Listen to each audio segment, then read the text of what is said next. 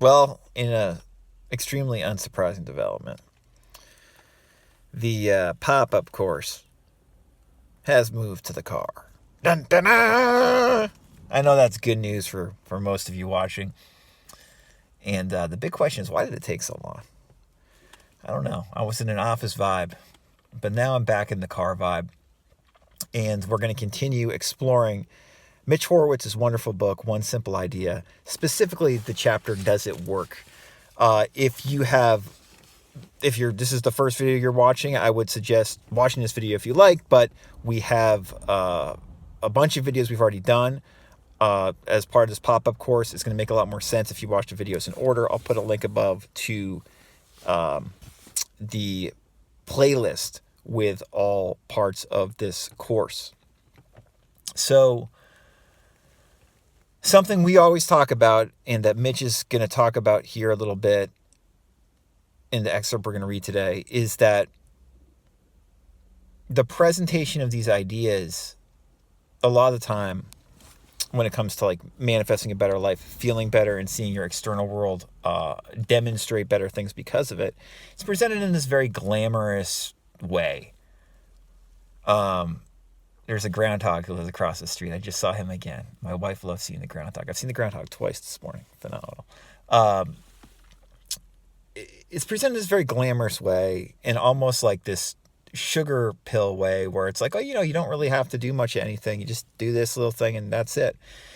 And you'll manifest that special person, or you'll manifest that better health, or that better job, or more money. Like, it's this very easy thing to do.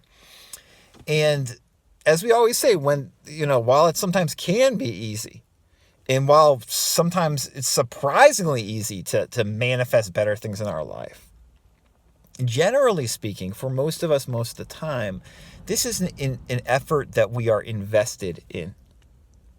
We're investing our time and energy, and frankly, our money, whether we're investing in like a course or coaching or not, because time is money. We're investing all that into these ideas. It's an investment. That's one reason Neville's got that famous lecture, Sound Investments, is that we're investing in the now, right? To paraphrase Neville in that wonderful lecture. And that's no easy thing. That's a very sobering thing. And it's a very worthwhile thing for a lot of us to do. It can be incredibly beneficial and gratifying and fulfilling to do this. And again, I'm reading this excerpt from Mitch. This is not always the case, but what he talks about here is, I think, very relevant for a lot of us. And it fits well into what we've been discussing in this course, which makes sense because we're all reading from this one chapter of Mitch's book, One Simple Idea. So this is what Mitch writes here. And again, I really suggest you listen or read One Simple Idea by Mitch Horowitz. The link is below in the description. Mitch writes, whether the answer to a personal crisis, the attainment of a desire, or the wish for some kind of inner awareness, the only aim that ever gets reached is the one that we want with everything in us. But what if someone doesn't possess a single soul truth? This may be the meaning behind Revelation 3:16, which condemns those who are lukewarm. So then, because thou art lukewarm and neither cold nor hot, I will spit thee out of my mouth. The hesitators, the undecided, those who commit to no path, they receive nothing. Life permits us no halfway measures. In that sense, too, the positive thinking approach places a demand on us, one that we may think we've risen to, but we never really tried. And that is to come to terms with precisely what we want. When we organize our thoughts in a certain way, with a fearless maturity and honesty, we may be surprised to discover what our desires really are. A person who thinks of himself as spiritual may discover a deep wish for worldly attainment. Someone who has labored to support the work of others or of family members may find that he has deeply unsettled yearnings of his own for self-expression. A person who is very public or extroverted may discover that he really wants to be alone.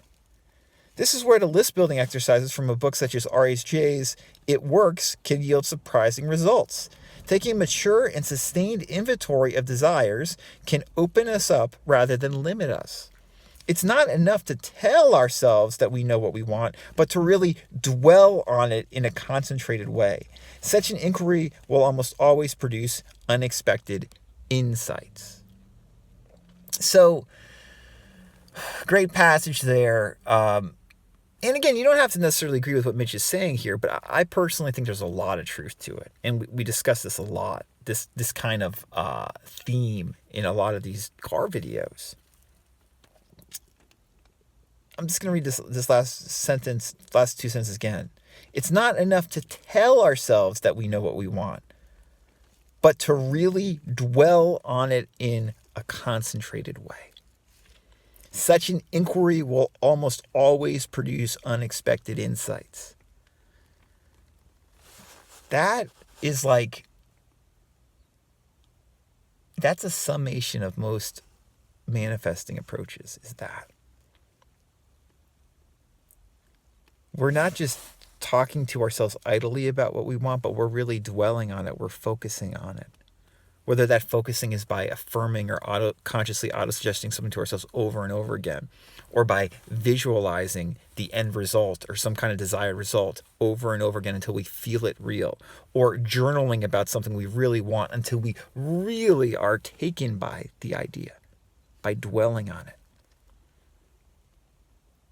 That's the general manifesting approach we hear about.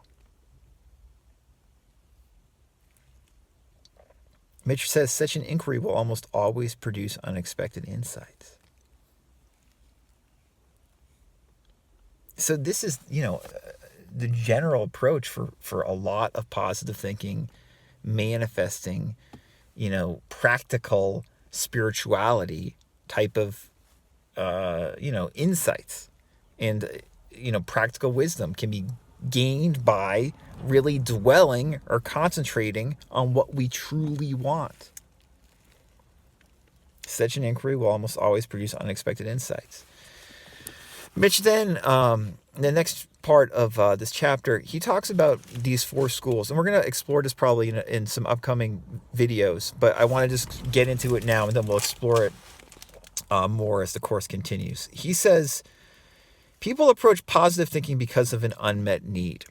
They want to get somewhere in life. They're looking to solve a problem or find personal peace. To meet a person's most deeply felt wishes, the different groups and individuals that make up the positive thinking movement variously rely on psychological techniques, metaphysical beliefs, behavioral conditioning, and sometimes on the cultivation of meaning and purpose. To consider which of these approaches works best and at what cost or benefit, it is helpful to break down and critique what I see as the 4 primary schools of positive thinking. They are 1, the magical thinking or divine thought school, 2, the conditioning or reprogramming school, 3, the conversion school, 4, the meaning-based school.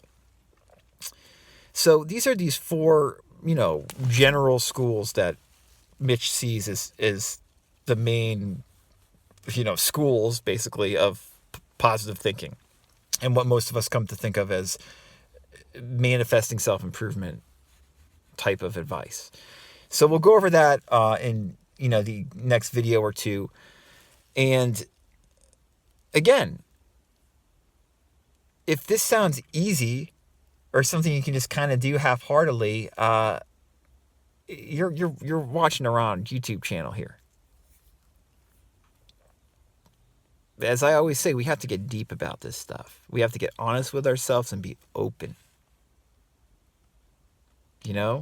And having coaching or a great teacher that you watch videos of or read a great teacher is very helpful to facilitate accessing that depth that is needed to cause, fulfillment and profound transformation in our life.